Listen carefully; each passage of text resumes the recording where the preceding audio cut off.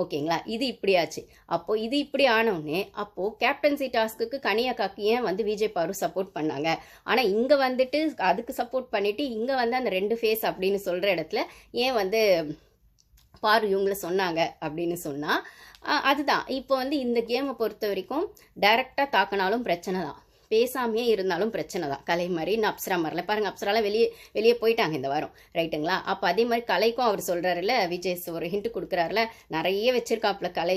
ஆனா அவர் சொல்றதுக்கான டைம் ஜனங்க குடுப்பாங்களான்னு தான் தெரியல அப்படின்னு சொல்லும்போது, சீக்கிரமா உங்க விளையாட்ட ஆரம்பிச்சிருங்க. வாய்ஸ் அவுட் பண்ணுங்க. இல்லன்னா நீங்களும் வெளில போயிடுவீங்க அப்படின்னு சொல்லும்போது, சமயம் பார்த்து ஓப்பன் பண்றதுன்ற சரியான விஷயம் தான் நான் சொன்னாலும், ரொம்ப டைம் எடுத்துக்கிட்டா சரியா வராது. அப்படி இது வந்து கமல் சார் அடிக்கடி சொல்லுவாரு.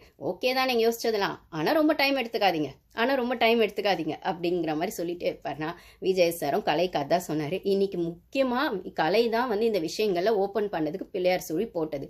ஓகேங்களா? அப்போ அந்த பொம்மை டாஸ்க்லயும் வந்து பார்வை டார்கெட் பண்ணணுன்றது சொன்னதே கனி அக்கா தான். அந்த டாஸ்க் விளையாட போகிறதுக்கு முன்னாடியே நான் இந்த கேமை விட்டு கொடுத்துருவேன். நான் ஃபர்ஸ்ட் அவுட் ஆயிட்டேன்னா கூட பரவாயில்ல. ஆனால் நீங்கள் நின்று ஆடுங்கன்னு எல்லாரையும் உசுப்பேத்துனது கனியாக்கா தான். அப்போ எஃப்ஜே எல்லாம் கேட்பாங்க, என்ன நீங்கள் விட்டு நீங்கள் அவுட் ஆயிடுவேன். இல்லைடா ஒரு பேச்சுக்கு சொல்கிறேன் அப்படின்னும் போது, நான் எப்படி விட்டு கொடுக்குறேனோ அதே மாதிரி நீங்கள்லாம் கூட தோத்து போகிறத பற்றி யோசிக்காமல் ஆப்போசிட்டில் டார்கெட் பண்ணுறதை பற்றி யோசிங்க அப்படின்னு சொன்ன வரைக்கும் அது நல்லது. ஆனால் ஆப்போசிட்டில் ஒருத்தரை மட்டும் டார்கெட் பண்ணுங்கன்னு நீங்கள் பண்ணது தான் தப்பாக போயிடுச்சு அப்படின்னு சொல்லும்போது, அதை தான் ஹோஸ்ட்டு கேட்க வந்தாங்க. குரூப்பிசம் ஃபார்ம் பண்ணி ஒருத்தரை மட்டும் அடிச்சிங்களே அப்படின்னு சொல்லி.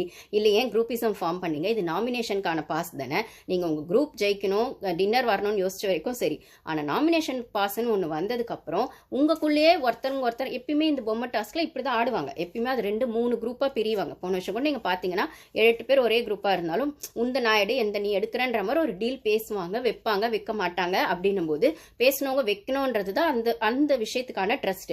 இப்போ அதில் ரொம்ப ஸ்ட்ராங்காக போன சீசனில் பார்த்தீங்கன்னா ஜாக்கும் மஞ்சரி அதுக்கப்புறம் அன்ஷிகாலாம் நைட்டெல்லாம் உட்காந்துருப்பாங்க. அந்த ரெஸ்ட் ரூம் கூட போகாமல் அவ்வளோ உட்காந்துருந்தா அந்த சொன்ன வார்த்தையை காப்பாற்றணுன்றதுல அவ்வளோ ஸ்ட்ராங்காக நிற்பாங்க.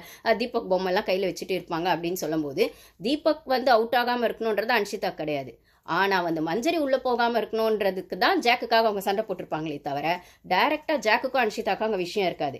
தீபக் இது உள்ளே போகக்கூடாதுன்னு ஜாக்கும், மஞ்சரி இது உள்ளே போகக்கூடாதுன்னு அன்ஷிதாவும் நின்னதான் விஷயம்னா, ஸோ நீங்கள் யாருக்கு சப்போர்ட் பண்ணுறீங்க, உங்களோட பகையாளி யார், உங்களுக்கு ஃப்ரெண்ட்ஷிப் யார் அப்படிங்கிறத தான் அந்த டாஸ்க்கு முடிவு பண்ணோன்னா, ஒரு இன்டைரக்ட் சப்போர்ட்டையும் இன்டைரக்ட் பகையும் தான் அது சொல்லும் அப்படின்னு சொல்லும்போது, இந்த இடத்துல இந்த மாஸ்க் டாஸ்க்கும் அதை தான் சொல்லிச்சு.